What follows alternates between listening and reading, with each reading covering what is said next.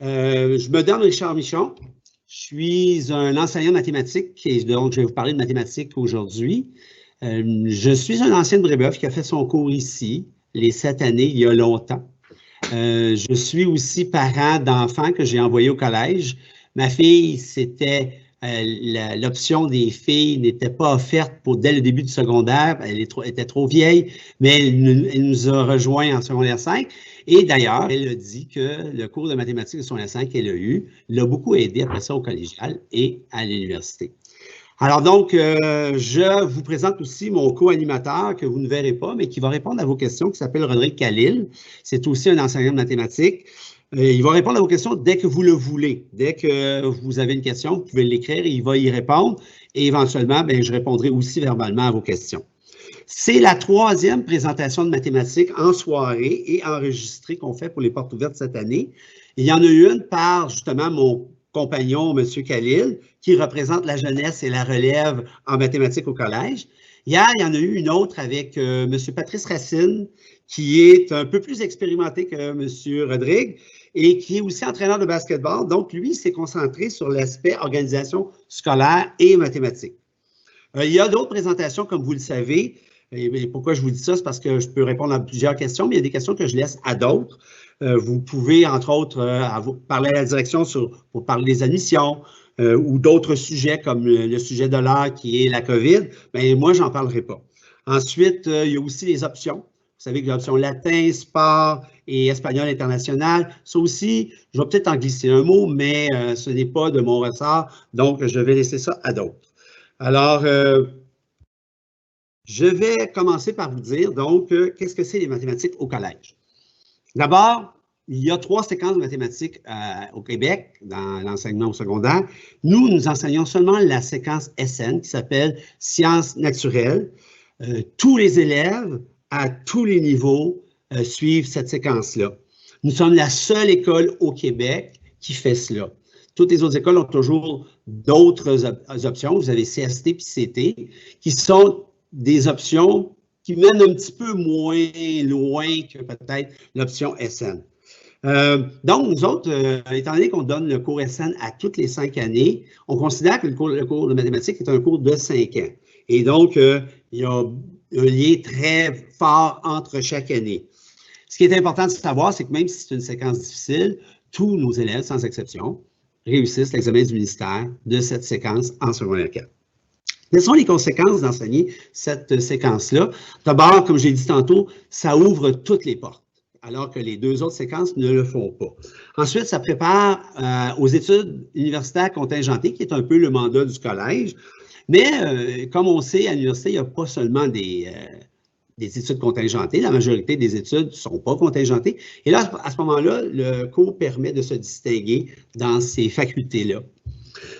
Aussi, on aime bien dire qu'on enseigne de façon à ce que le cours de mathématiques et les mathématiques en soi ne soient jamais, une fois que vous avez terminé les 5 années au collège, un obstacle pour votre vie. J'en ai connu beaucoup qui sont très intelligents, qui sont très performants, mais me disent toujours que les mathématiques les ont bloqués. Mais nous, on insiste que même si ce n'est pas la matière préférée de certains jeunes, qu'ils ne vont jamais pouvoir avoir les mathématiques comme obstacle. On peut aussi parler des mathématiques, on les enseigne pour autre chose que les carrières puis le scolaire. On veut aussi que ça fasse partie intégrante de notre vie pour prendre des décisions ou pour résoudre des problèmes. Mais disons que c'est sûr que l'ensemble du programme est davantage lié au scolaire. Comment est-ce qu'on fait pour faire progresser tous nos élèves dans la voie la plus difficile? Alors, il y a plusieurs choses. D'abord, l'enrichissement. L'enrichissement, comme je vous l'ai dit, est à toutes les 5 années du secondaire. Deuxième chose, c'est qu'est-ce que c'est que cet enrichissement-là, excusez-moi? C'est basé sur la maîtrise des sujets, c'est-à-dire pas seulement le survol, comme des fois les programmes du ministère, les évaluations et les profils sont bâtis pour qu'on voit la matière, qu'on la comprenne et ça suffit. Nous, on insiste sur la maîtrise. Qu'est-ce que ça veut dire? Bien, nos élèves, après le secondaire 1, on peut dire qu'ils sont maîtres des nombres. En secondaire 2, à la fin de leur année, on peut dire qu'ils sont maîtres de l'algèbre. Et par la suite, on peut dire qu'ils sont maîtres de la résolution de problèmes, maîtres des démarches claires, etc. Et c'est une autre façon d'y arriver. L'autre chose qui est importante, c'est nous travaillons beaucoup sur la discipline de l'élève. Comment? Ben d'abord, on dit davantage, vaut mieux bien travailler et au bon moment. Ça joue beaucoup sur le fait qu'on parle toujours des maths comme étant une matière qui a beaucoup de devoirs, mais on essaie justement par discipline de réduire cette charge de travail-là en disant fais-le au bon moment, c'est-à-dire après ta journée ou des fois même dans la journée pour te souvenir du cours et à ce moment-là, ça devient plus efficace. Mais moi, je dis toujours peu, mais mieux. On a cette tendance-là de plus en plus d'enseigner les mathématiques ici. Il y a aussi l'organisation scolaire du collège qui nous aide à cette discipline-là. C'est une semaine de 5 jours. Alors, chaque jour est toujours identique à chaque fois. Tous les vendredis, vous avez toujours les mêmes cours qui sont à la même heure, mercredi, etc., etc. Ça aide. Ensuite, en mathématiques, nous avons un cours par jour. Il y a une rare exception en secondaire 3 où il y a 4 cours par semaine, mais toutes les autres années, il y a un cours par jour. Les examens du vendredi qui caractérisent le collège, ça aussi, ça aide à la discipline de l'élève. Ensuite, nos cours sont seulement de 45 minutes et nous, on se dit un devoir de 45 minutes le soir, équivalent au cours, c'est amplement suffisant, 5 fois par semaine, pour être maître de la matière. Ensuite, nous évaluons fréquemment. C'est une autre façon aussi de développer cette discipline. Il y a le fait aussi qui est en dehors de simplement notre champ d'action, les mathématiques, il y a le fait qu'on a des classes titulaires. Ça aussi, c'est nous qui nous déplaçons et non pas les élèves. Encore une fois, ça aussi, ça aide à la discipline. J'aime bien dire que, évidemment, si nos élèves, on les encourage à faire leurs devoirs le plus tôt possible, dont le vendredi soir, s'ils le peuvent, plutôt que de le faire la fin de semaine, on aime dire que 180 jours d'école, un cours de maths par jour, un devoir par jour, et il reste 185 autres jours dans l'année pour pouvoir faire autre chose. Donc, si on fait les choses au bon moment, bien, ça aide. Alors ça, la discipline, c'est une chose. Il y a l'encadrement aussi. L'encadrement, il se fait de différentes façons. Évidemment, chaque enseignant encadre ses élèves dans le sens où il est prêt à les rencontrer individuellement pour tous les besoins qu'ils peuvent demander. Mais il y a aussi, pour l'encadrement, il y a le titulaire. J'ai dit qu'on avait une classe titulaire. Il y a un titulaire. Ce n'est pas nécessairement un professeur de mathématiques, mais ça aide quand même à encadrer les élèves. Il y a des récupérations hebdomadaires normalement, qui sont un extra de rencontre pour tous les élèves, pas juste les élèves en difficulté, ceux qui ont des questions. On a aussi ici une intervenante scolaire qui aide les élèves qui ont un petit peu plus de difficultés. Ça arrive de temps en temps en mathématiques. On a des services d'orthopédagogie qui sont assez... on a au moins 2 orthopédagogues qui sont assez occupés et qui nous aident. Et aussi, on a un système de tutorat basé sur nos anciens élèves, des fois les plus vieux, mais aussi ceux du collégial. L'avantage d'avoir un collégial, c'est des fois, c'est qu'on a nos anciens élèves qui viennent aider. Et dans certains programmes au collégial, c'est même bénévole. Maintenant, je ne vous dis pas qu'il y en a assez pour tout le monde, mais c'est quand même une chose. Je voudrais finir sur comment on fait pour les faire progresser si bien, pour parler de nos enseignants de mathématiques.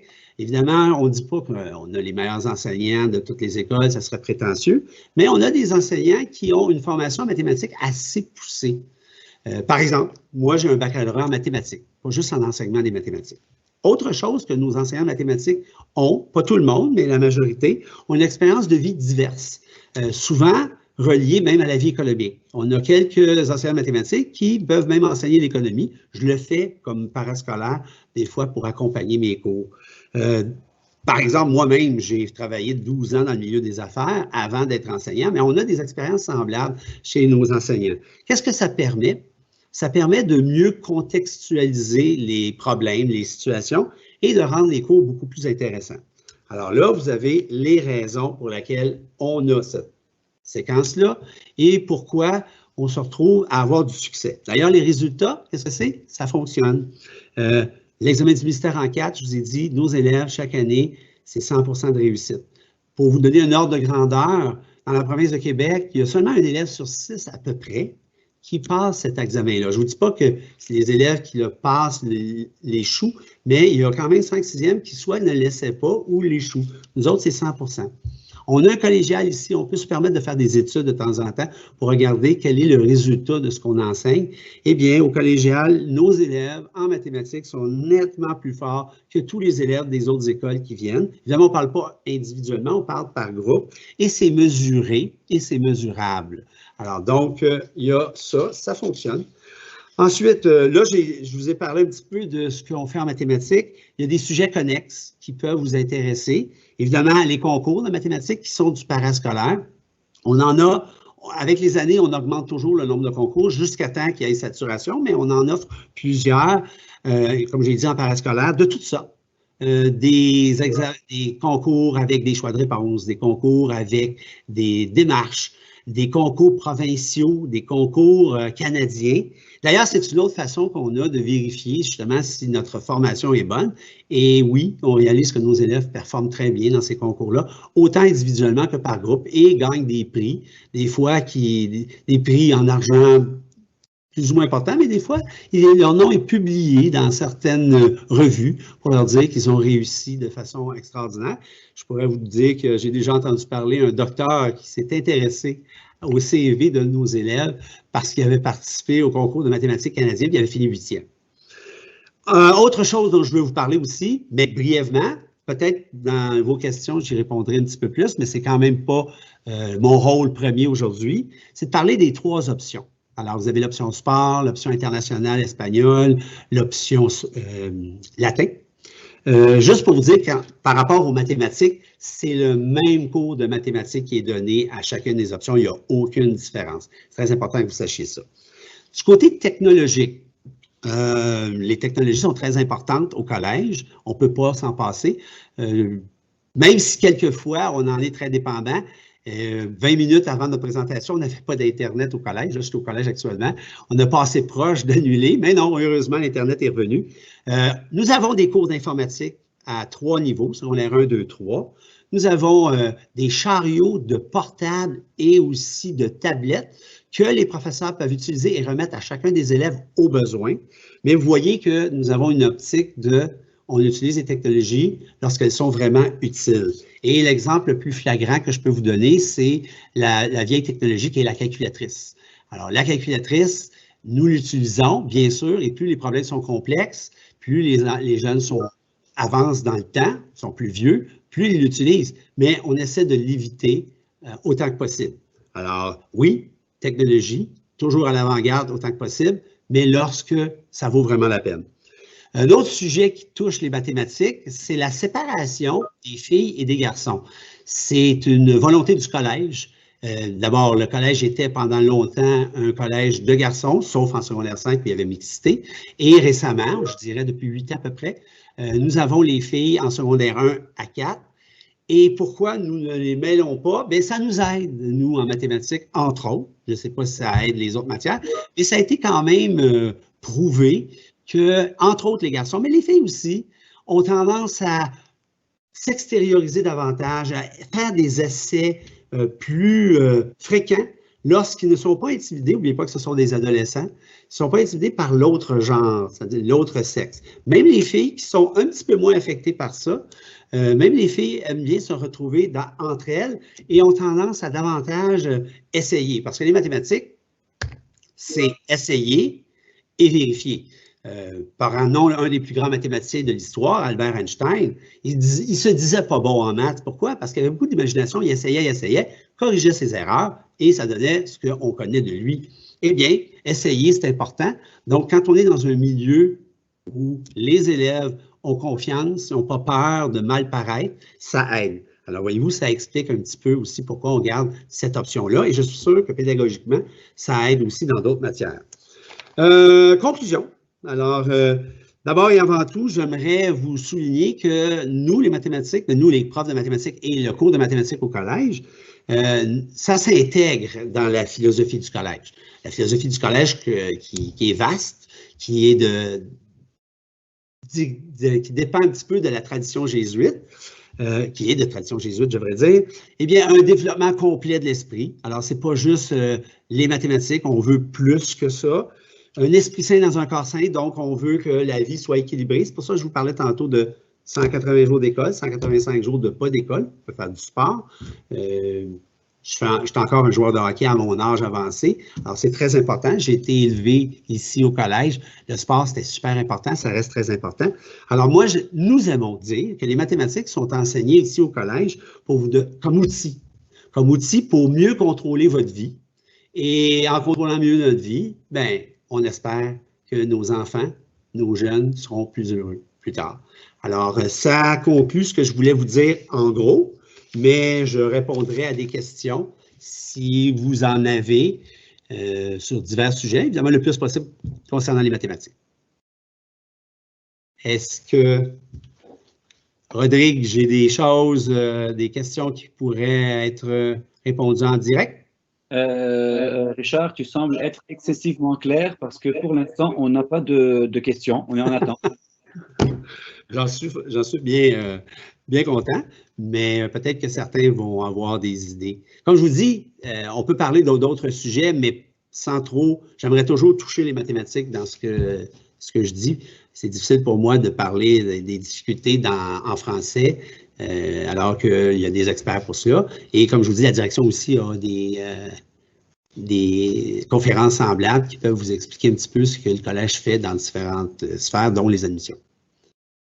Alors, que puis-je ajouter? Alors, si je n'ai pas de questions, puis-je vous dire, je ne sais pas si je vous l'ai dit tantôt, mais que le fait qu'on a séparé les filles des garçons, il y a beaucoup d'écoles de filles qui demeurent on en a une pas loin d'ici d'ailleurs, mais des écoles de garçons, nous sommes peut-être la dernière école qui enseigne seulement à des garçons de façon séparée.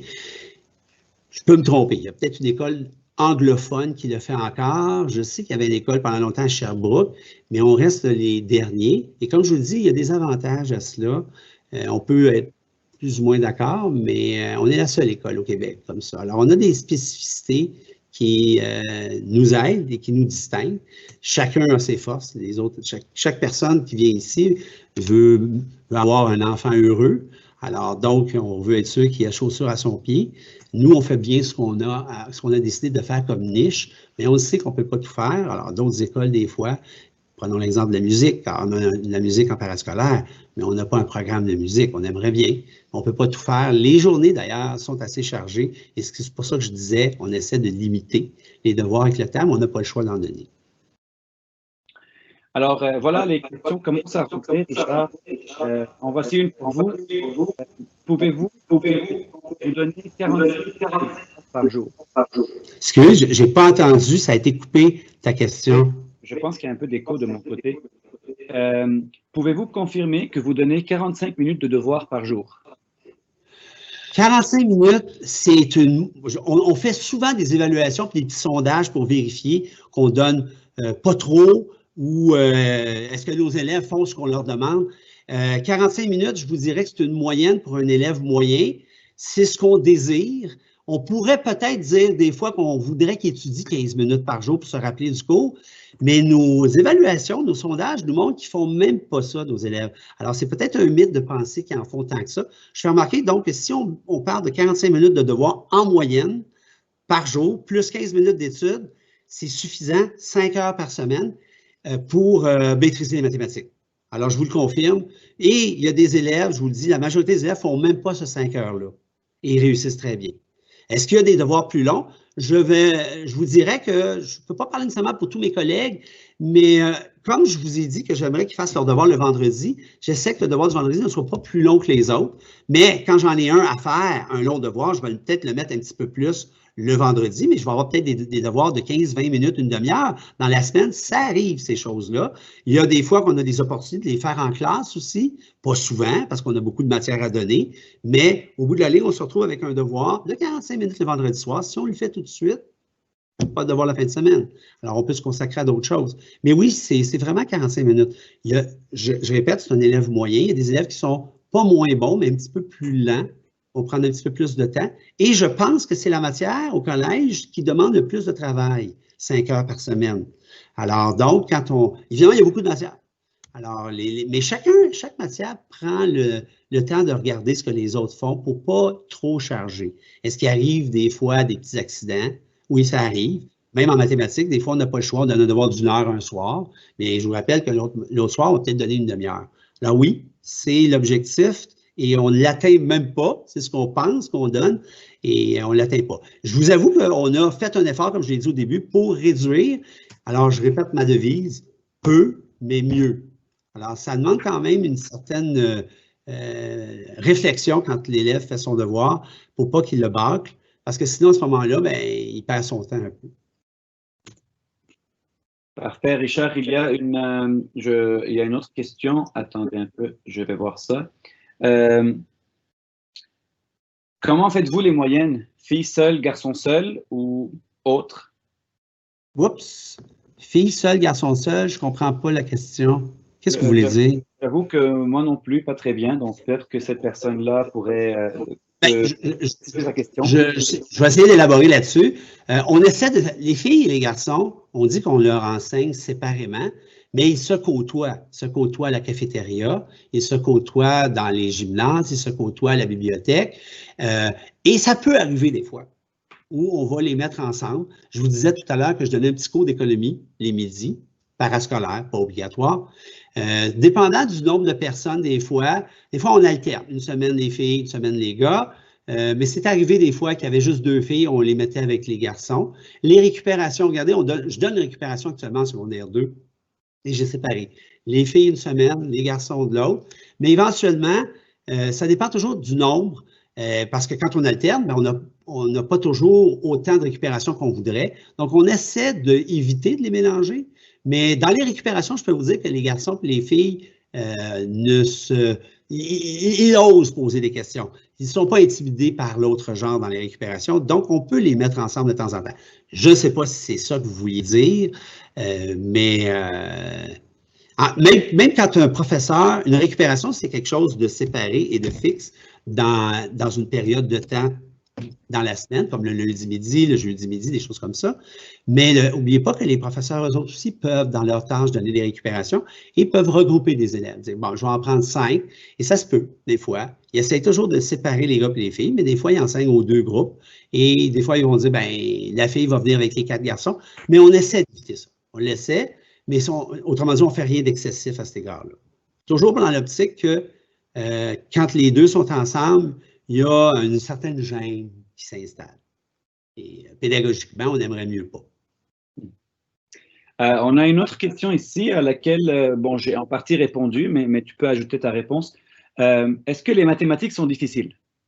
Bien, on a la séquence la plus difficile. Qu'est-ce que c'est difficile? Ça dépend pour qui. Il y en a, écoutez, étant donné le niveau de séquence qu'on donne, il est probable que les mathématiques soient, à Brébeuf, la matière peut-être la plus difficile. Quoique, faisons attention, les matières ont des objectifs différents par année. Par exemple, les sciences, à la fin du secondaire, sont peut-être plus difficiles que les mathématiques. Mais qu'est-ce que ça veut dire être difficile? Bien là, ça dépend de chacun. Je vais vous dire qu'est-ce qu'on a comme approche pour rendre les choses plus faciles, plutôt que de dire qu'elles sont difficiles.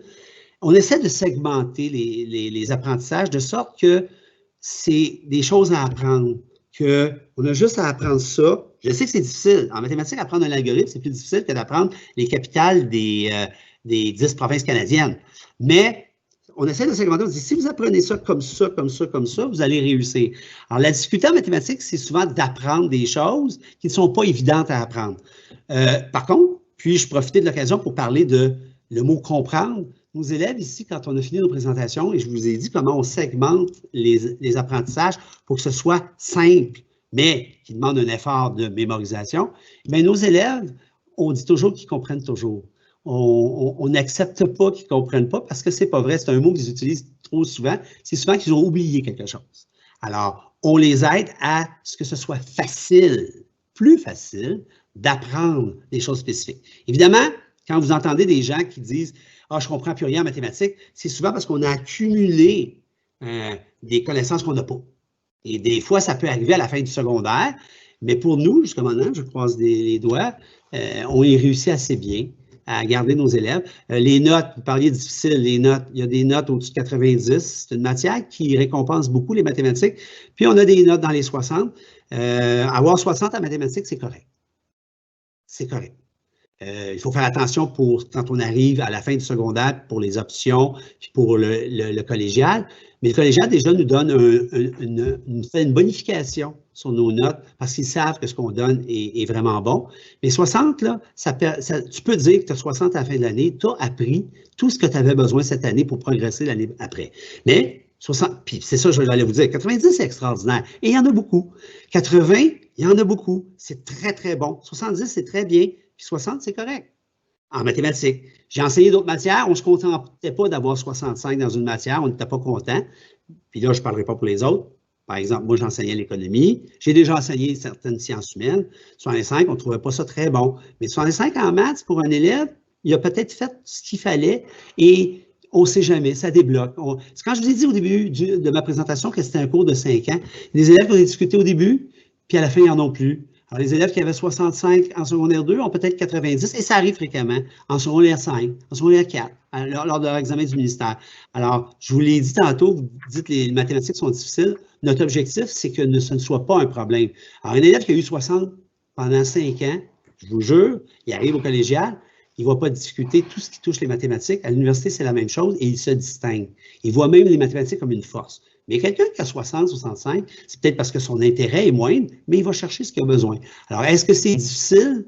Est-ce qu'il y a des notes dans les 60? Oui. Est-ce que des fois, temporairement, il y a des notes en bas de 60, qui est plus problématique? Oui. Mais il faut être patient.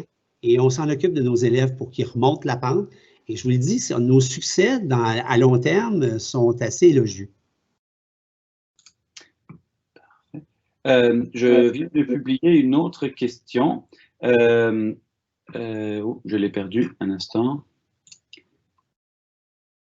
Ah oui, tiens. À nouveau, j'ai répondu, mais peut-être que tu peux ajouter ton point de vue. Par rapport au niveau du collège Marceline, êtes-vous comparable, premièrement dans la théorie et ensuite, est-ce qu'il y a beaucoup de pratiques? Oh, là, on s'aventure dans un chemin dangereux parce que j'aime pas parler trop on va utiliser le mot compétiteur, mais des autres écoles. Je vous ai dit tout à l'heure que chaque école a sa niche, on a la nôtre. En mathématiques, le programme de formation mathématique au collège, ici, après 5 ans, je crois qu'il est inégalé. Est-ce que les Marcelines, c'est une très bonne école? Très, très bonne école. J'ai mes enfants, comme je vous dis, mon fils est venu ici. Ma fille, on a regardé les portes ouvertes des Marcelines. C'est certainement une bonne école. Elle fait des choses différentes. C'est dans un environnement différent du nôtre. J'admire cette école-là. De là à dire que je veux trop comparer à eux, moi, je vous dis que notre formation est inégalée. À la fin du secondaire, n'oubliez pas qu'on parle de groupe. On ne parle pas d'individus. Peut-être que la personne la meilleure en mathématiques de toute la province de Québec est peut-être aux Marcelines, mais en termes de groupe, je crois que notre enseignement est inégalé. Alors, à la fin du secondaire, il n'y a rien qu'on peut dire qu'une école, on peut les envier sur ce qu'ils ont appris. Quoique, je vous ai mentionné tantôt qu'on insiste sur la maîtrise du sujet, ça peut vouloir dire que des fois, on laisse tomber certains sujets. C'est très rare qu'on le fait, là, pour pouvoir maîtriser les sujets les plus importants. Est-ce que ça se peut que quelqu'un qui vienne d'une autre école, on va lâcher les Marcelines, une autre école puisse en savoir un petit peu plus dans certains domaines? Peut-être, mais ça ne veut pas dire que cette connaissance va lui donner un avantage sur nos élèves qui maîtrisent les bases nécessaires. Alors, savoir des formules par cœur, puis là, je ne dis pas que les autres écoles font ça, là. Je dis savoir des formules par cœur, ce n'est pas essentiel aux mathématiques. Ce n'est pas quelque chose. On veut qu'ils apprennent leur définition, on veut qu'ils apprennent leur formule, mais dans la vie, une formule, on peut la retrouver sur Internet, on peut la retrouver sur un ordinateur ou dans un livre. Alors, ce n'est pas ce qui est le plus important. Alors, donc, les connaissances, oui, mais les connaissances de comment faire, comment maîtriser. En voilà une autre bonne pour toi, Richard. Bonjour, je suis un ancien de secondaire 5, graduation 95. Est-ce que l'enseignement des maths, le niveau ou la matière enseignée ont changé depuis 25 ans? Oh, les mathématiques n'ont pas tellement changé. Il y a eu des changements de programme un petit peu, mais pas tellement. Les mathématiques ont changé un petit peu plus au collégial et énormément à l'université. Comme je vous dis, j'ai un bac en mathématiques. C'est incroyable les nouveautés qu'on trouve en mathématiques, mais au secondaire, ça n'a pas beaucoup changé. C'est à peu près toujours les mêmes sujets. Il y a des choses qu'on ne fait moins. Par exemple, les probabilités, je n'en faisais pas, moi, quand j'étais un vieux de la vieille. Les années 70, on ne faisait pas de probabilité au secondaire. Et là, on en fait, mais on n'en fait pas assez selon moi. On en fait au collégial. Alors, est-ce que ces petites choses-là ont changé avec le temps? Un peu, mais très, très peu. J'imagine que les programmes et surtout les connaissances ont changé davantage dans d'autres matières que les mathématiques. au secondaire, je continue à dire. Au collégial, ça a changé. Ceux qui connaissent les mathématiques un petit peu plus savent que les nombres complexes, c'est pas quelque chose qu'on faisait au cégep, et ils font ça au collégial maintenant dans certains cours. Mais nous, là, la base n'a pas beaucoup changé. Voilà. Donc, j'ai répondu aux autres questions. Donc, là, cette même personne-là demande s'il y a toujours 2 niveaux de mathématiques au secondaire. Mais, notre 3. Si vous voulez. Ben, ça dépend des écoles, comment ils catégorisent leur niveau. Mais si on parle de niveau basé sur l'examen du ministère en 4, il y a 3 examens du ministère. Alors, je ne suis pas un expert des 2 autres séquences qu'on n'a pas, qui s'appellent, peut-être tu pourrais m'aider, Rodrigue, parce que je sais que tu enseignes en secondaire 4, CT et puis CST. CST, TS et SN, et ils ne font que SN. Et ça, c'est des programmes différents, mais qui sont aussi reliés à un niveau différent. Ce n'est pas du même niveau que SN, mais si on veut parler de niveau tel que le ministère l'a fait, on pourrait dire qu'il y a 3 niveaux. Mais les notions enseignées dans les 2 autres séquences peuvent être un petit peu différentes parce qu'elles dirigent moins vers les sciences qui sont enseignées à l'université. Alors donc, il y en a que c'est beaucoup plus pour les sciences techniques et l'autre, c'est davantage pour les sciences humaines. Mais nos élèves n'ont pas de désavantage sur qu'est-ce qui est enseigné, par exemple, dans les 2 autres séquences. Maintenant, est-ce que toutes les écoles donnent les 3 niveaux? J'en doute. Nous, on est la seule qui en donne juste 1. Les autres écoles en donnent. Peut-être qu'il y a des écoles qui en donnent juste 1, mais qui ne donnent pas SN, c'est possible. Mais les niveaux, ça serait comme ça que je les départirais. Mais il pourrait y avoir dans certaines écoles des enrichis, pas enrichis, avec les mêmes séquences, ça se peut. Mais je ne voudrais pas encore une fois m'aventurer auprès de mes concurrents parce que je ne sais pas toujours ce qu'ils font exactement. Parfait. En voilà une autre. On vous demande, utilisez-vous beaucoup les technologies dans vos enseignements en mathématiques et des références? En mathématiques. Bien, je l'ai mentionné un petit peu tantôt. Ça dépend beaucoup des enseignants, ça dépend des niveaux, ça dépend de l'utilisation qu'ils en font. Par exemple, moi, j'ai essayé différentes choses et je me suis rendu compte que le bon vieux tableau vert ou tableau noir est encore très efficace. Pour corriger des devoirs rapidement, il y a des enseignants qui projettent sur un écran les devoirs, donc utilisent des tablettes pour corriger. C'est extraordinaire, ça sauve du temps et je le reconnais. Simplement, avec 45 minutes par cours, moi, j'ai besoin de tout ce que je peux pour enseigner aux élèves, l'illustrer, expliquer, etc. Donc, j'essaie de corriger mes devoirs d'une autre façon pour sauver du temps. Maintenant, il y a des activités que certains enseignants vont prendre une tablette puis utiliser certaines activités. C'est intéressant. Ça dépend de ce qu'on va en faire, mais chaque enseignant est un peu différent. Je répète que, par exemple, au collège, on n'a pas une tablette attitrée à chaque élève. Elle est simplement sur un chariot et si le professeur en a besoin, il va le chercher. Est-ce qu'en mathématiques, on utilise beaucoup? Je viens de vous le dire, ça dépend des enseignants. Mais la majorité du temps n'est pas faite sous forme avec la technologie. Est-ce que, une question plus pratico-pratique, est-ce que les filles et les garçons, je ne suis pas sûr de comprendre la question, je vais paraphraser un peu, est-ce que les filles et les garçons ont des casiers? J'imagine que la personne parle de casiers séparés, je suppose, mais je ne suis pas sûr, ce n'est pas écrit comme ça, mais enfin. OK, bien, je peux répondre un petit peu à ça en 2 volets. D'abord, si on parle de casiers, oui, ils ont des casiers séparés. Il y a à côté, les filles ont leur casier en bas et les garçons ont leur casier de l'autre côté, ils sont séparés. Il y a peut-être qu'on parlait en classe. N'oubliez pas que les classes, c'est des classes titulaires, sauf pour le secondaire 5, là.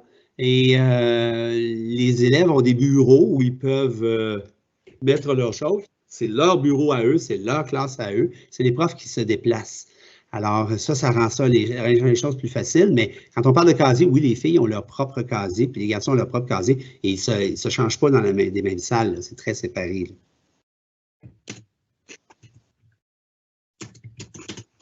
Je réponds à une question et j'en lis une autre. Alors, qu'est-ce que... Non, on est très efficace. Efficace?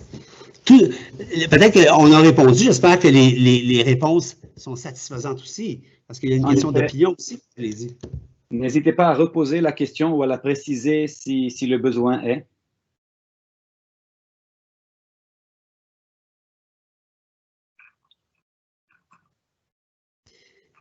Comme j'avais mentionné, n'oubliez pas, c'est la 3e présentation qu'on donne. Les présentations sont toutes enregistrées.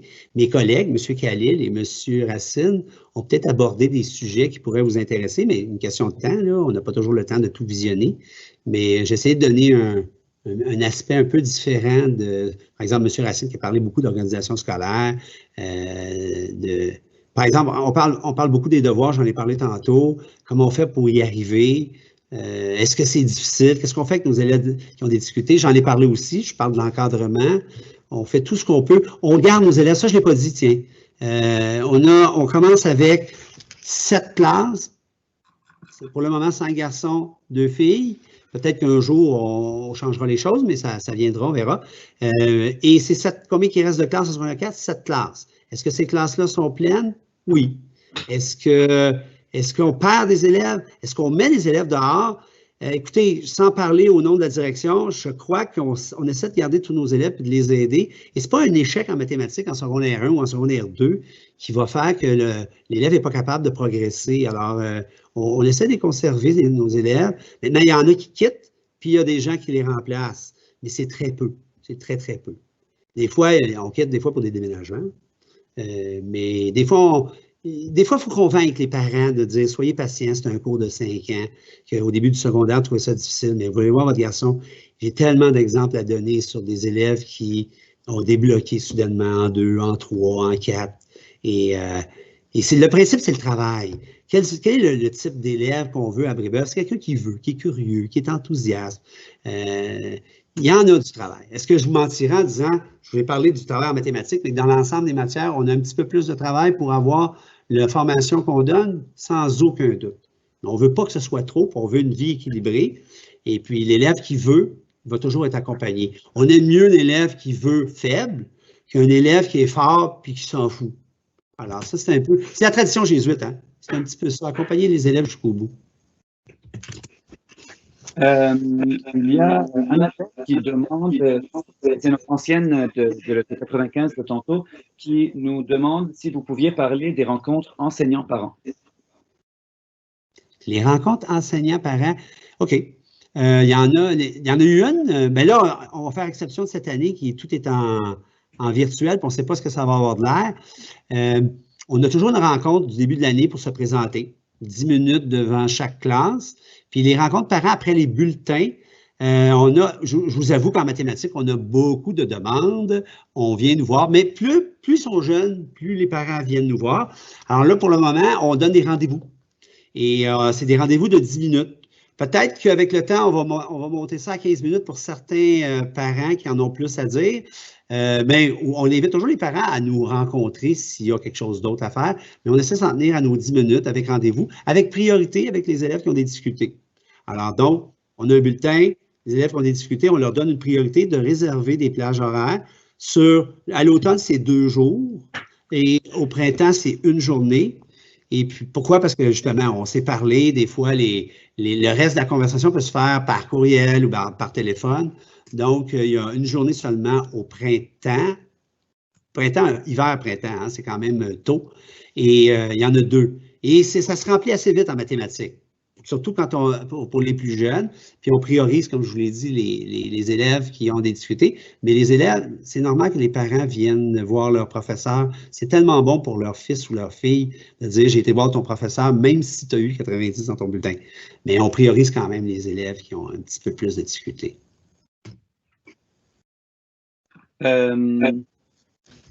Pourriez-vous, alors, répondu. La prochaine question, je ne suis pas sûr de la comprendre, je vais la lire, mais je demanderai peut-être à Malek de la préciser. À quelle année doit-on s'inscrire? À quelle année doit-on s'inscrire? On parle de 6e année? Je ne suis pas certain. Donc, Malek, si vous pouviez reposer la question. Est-ce qu'on peut s'inscrire? Je l'ai dit tantôt, là, en secondaire 5, il y a toujours de la place pour beaucoup de nouveaux. Il fut un temps, on avait une 50aine de nouveaux élèves par année en secondaire 5. En secondaire 2, 3, 4, Il y a toujours quelques petites places qui sont disponibles. Il y a des examens d'admission en mathématiques et en français seulement pour les places disponibles. Puis, pour les élèves qui viennent du primaire, alors là, c'est après la 6e année. Donc, les personnes qui vont avoir un examen d'admission prochainement sont en 6e année. Et l'examen d'admission est basé sur les acquis de 5e année, si je ne me trompe pas, pour être sûr que, puisqu'on est en début d'année, que les élèves ne soient pas pénalisés parce qu'ils n'ont pas nécessairement vu la même matière dans une école à l'autre. Alors, est-ce que ça répond à la question? On va voir. En attendant, il y a une question un peu à votre réponse de la part d'Annabelle, toujours concernant les rencontres de parents. Donc, on demande, oui. Donc, il n'y a pas vraiment de suivi avec les parents à moins qu'il n'y ait des difficultés. Oh non, non, non, non, non, ça, c'est pas vrai, par exemple. Les suivis, ça, là, on parle de rencontres, hein? Les rencontres, c'est une chose. Les communications, c'est autre chose.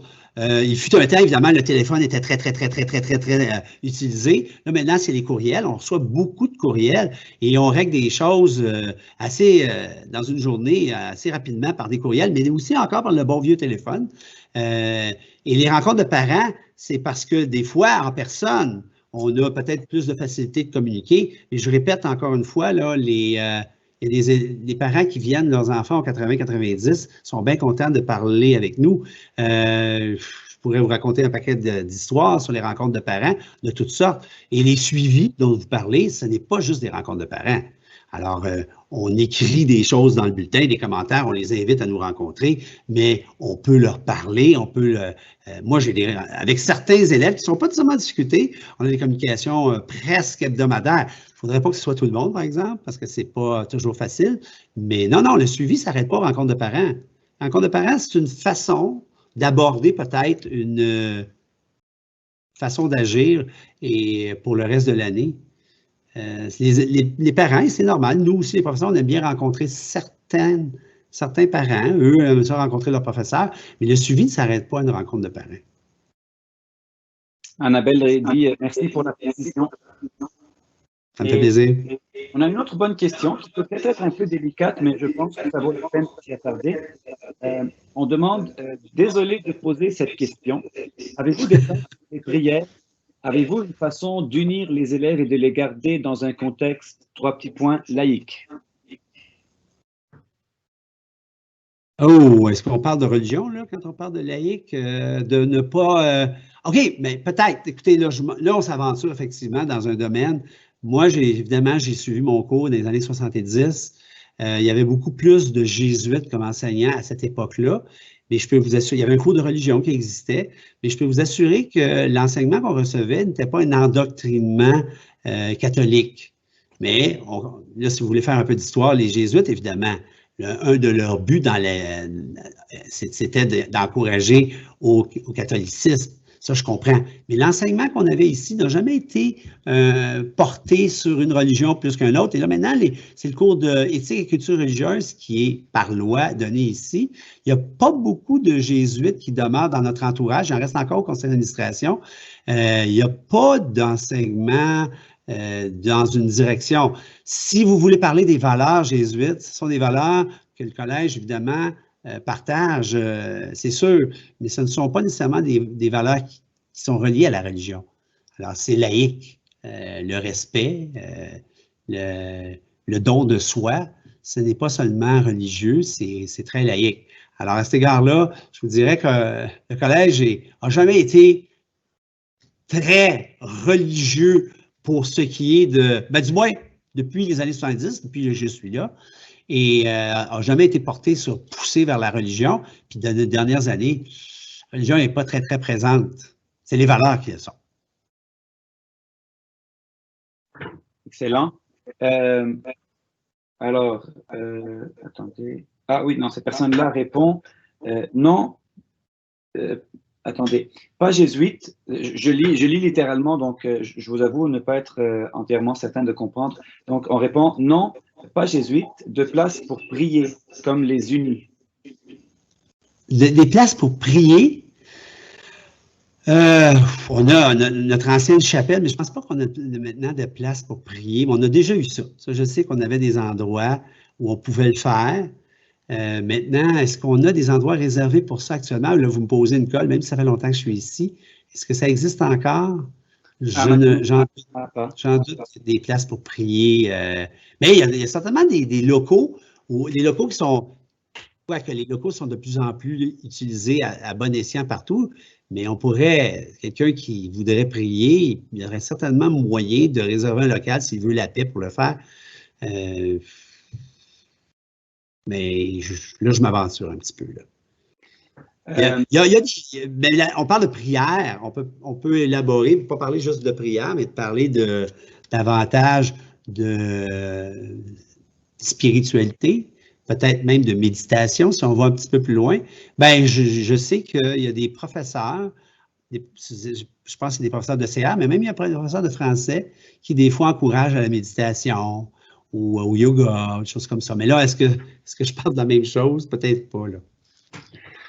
Une autre question, on demande, je ne sais pas si vous vouliez parler d'admission un peu, mais on demande combien de classes sont acceptées pour cette année d'admission?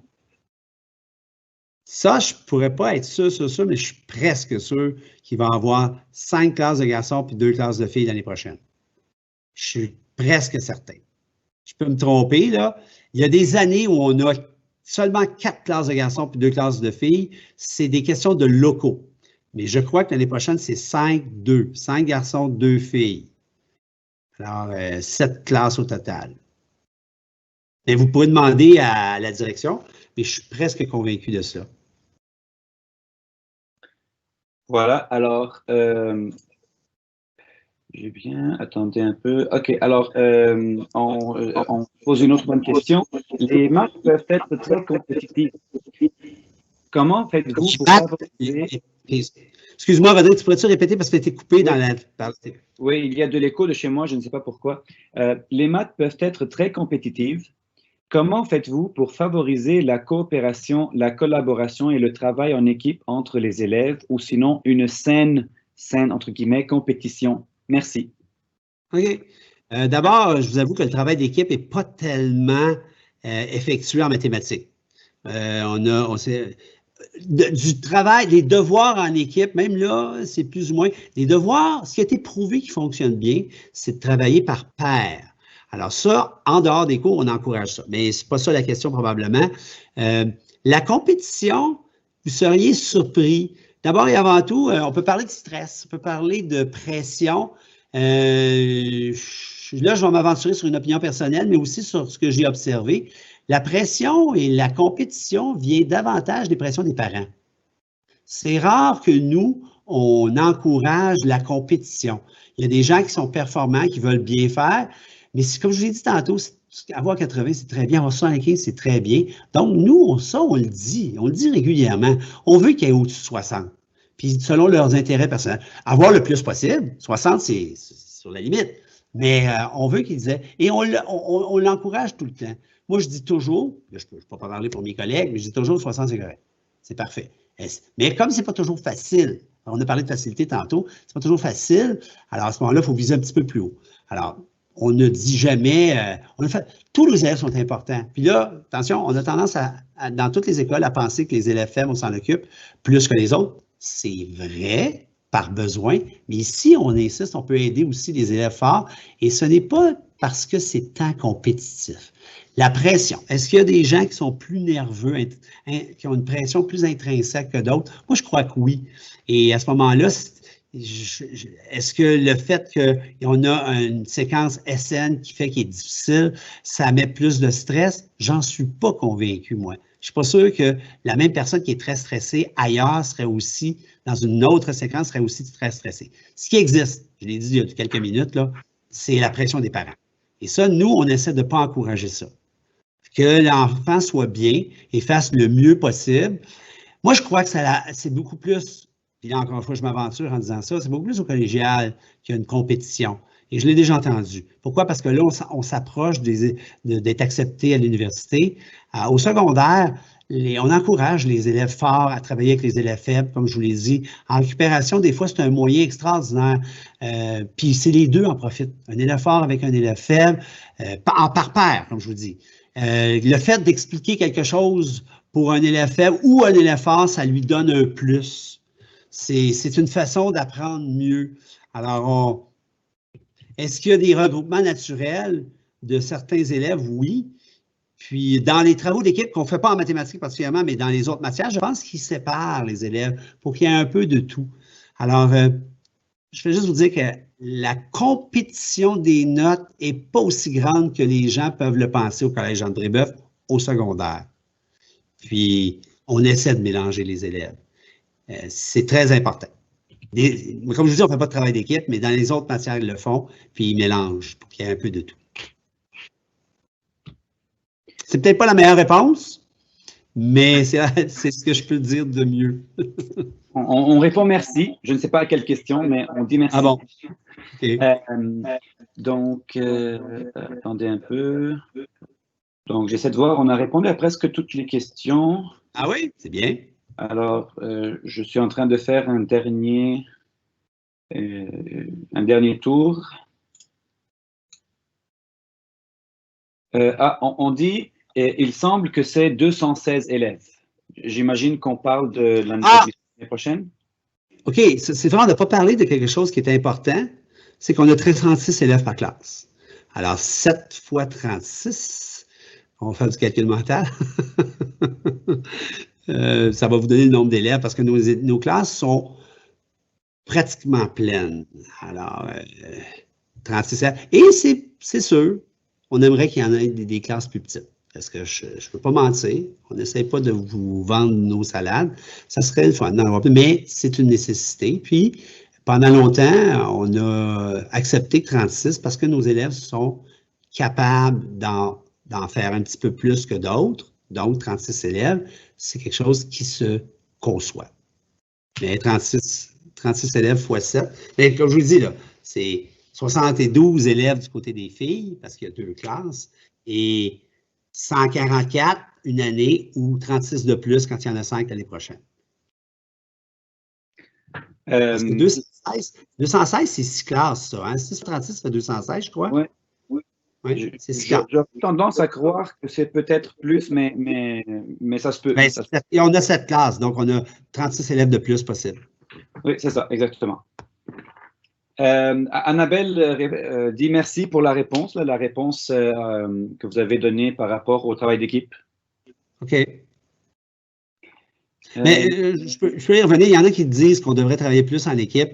C'est quelque chose à laquelle on ne croit pas tant que ça parce que souvent, adolescents comme ils sont nos jeunes, ils ont tendance, le travail d'équipe, c'est très difficile que ce ne soit pas quelqu'un qui commence à faire le travail pour les autres.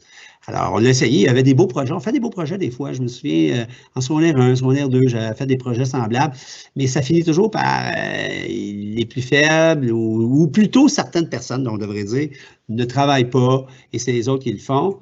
Fait que c'est une gestion qui est différente. Fait qu'on n'a pas beaucoup en mathématiques du travail d'équipe. Mais le travail par pair, ça a été prouvé dans la recherche, mais en dehors des classes, c'est extrêmement efficace pour améliorer le sort des 2 élèves, même s'il y en a un qui est fort. Si tu permets, Richard, je vais préciser, par exemple, moi, en 4e secondaire, il y a quelques évaluations carrément qui sont faites en équipe, mais c'est toujours... Ah oui? C'est plus un travail avec les pairs, disons, et c'est vraiment encadré avec c'est nous qui formons les équipes un peu, donc c'est beaucoup plus encadré là. Et ça finit par donner quelque chose de très, très bien, mais utilisé de manière ponctuelle. Est-ce que vous en utilisez beaucoup? Là, excusez-moi, j'ai l'air de poser des questions à mon collègue. Est-ce que vous en faites beaucoup de ces travaux d'équipe-là en cadre? On en a 2 ou 3 peut-être. Un petit peu de temps en temps, ça ne fait pas de tort. C'est ça, exact. Ben, c'est ce que nous faisons. Ce n'est pas la même chose pour tout le monde, mais voilà. Ben, je me souviens, quand j'enseignais en secondaire 1, j'avais un jour un projet d'équipe qui était très, très, très intéressant, mais ce n'était pas toujours facile d'aller chercher le maximum de chaque élève. C'est juste ça. J'y ai déjà répondu, mais ça peut être intéressant d'élaborer. On demande s'il y a un uniforme à Brébeuf. Non. Vous voyez, je suis habillé comme ça. C'est pas à cause de vous, je suis habillé comme ça tous les jours parce que j'ai pris cette habitude-là quand j'étais au secondaire où la cravate et le veston étaient obligatoires dans les années 70.